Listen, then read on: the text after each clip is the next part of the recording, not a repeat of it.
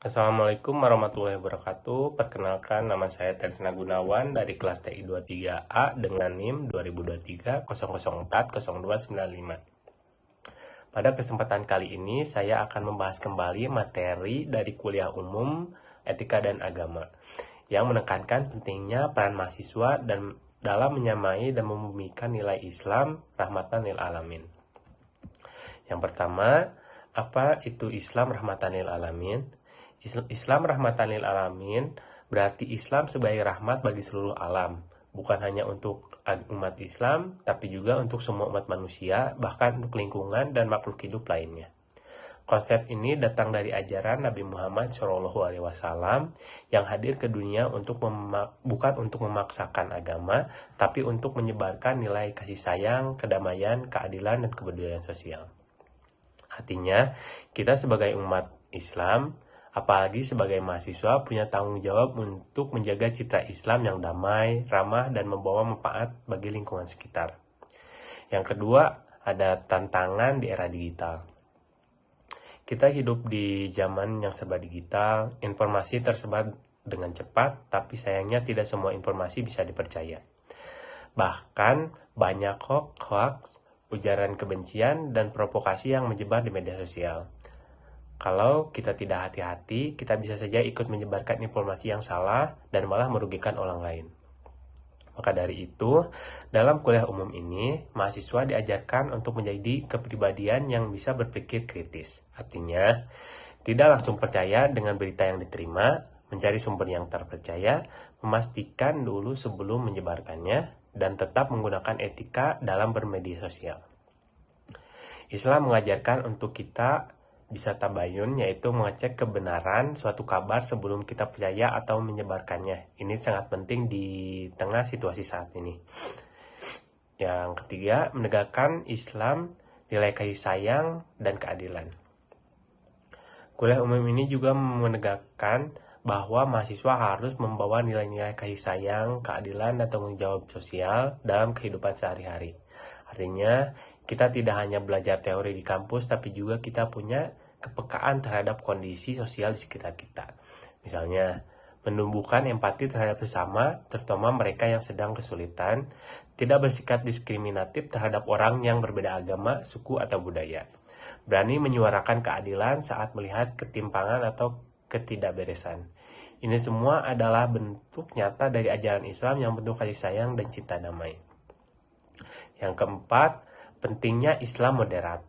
Islam moderat adalah Islam yang seimbang, terbuka, dalam menghargai keberagaman. Bukan yang kaku dan memaksa. Islam seperti inilah yang diajarkan Nabi Muhammad SAW. Kuliah umum ini mengajarkan kita untuk tidak sempit dalam beragama. Jangan sampai kita merasa paling benar sendiri dan menilai orang lain itu berbeda atau salah. Sebagai mahasiswa, kita harus terbuka terhadap perbedaan, menghormati budaya lokal, dan menyampaikan nilai Islam dengan cara yang damai dan cukup bijaksana. Dengan begitu, Islam bisa diterima secara luas di kehidupan harmonis di tengah masyarakat Indonesia yang sangat majemuk. Yang kelima, mahasiswa sebagai agen perubahan. Mahasiswa bukan sekedar pelajar yang datang, duduk, lalu pulang, tapi mahasiswa adalah agen perubahan dan kontrol sosial. Artinya, kita harus peka terhadap permasalahan sosial, kita punya tanggung jawab untuk membantu menyuarakan kebenaran dan menyelesaikan masalah. Kita juga harus bisa jadi contoh yang baik di dunia nyata maupun di dunia digital. Misalnya, mahasiswa bisa aktif dalam kegiatan sosial, komunitas dakwah yang terbuka, atau bahkan menggunakan media sosial untuk menyebarkan konten positif dan edukatif. Semua itu adalah bentuk kontribusi nyata. Yang keenam, interaksi dosen dan mahasiswa. Kuliah umum ini juga menekankan pentingnya interaksi produktif antara dosen dan mahasiswa. Kenapa penting? Karena dosen bukan hanya mengajar, tapi juga pembimbing yang bisa mengarahkan kita untuk menjadi pribadi yang berilmu dan berakhlak. Sementara itu, mahasiswa bukan hanya pendengar pasif, tapi juga harus aktif berdiskusi, bertanya, dan mengembangkan wawasan. Dari hubungan yang sehat inilah nilai-nilai Islam bisa dibentuk secara alami dan konsisten. Yang terakhir, kunci konsistensi dalam kehidupan sehari-hari. Semua nilai Islam dapat disampaikan tadi tidak akan bermakna kalau tidak diterapkan.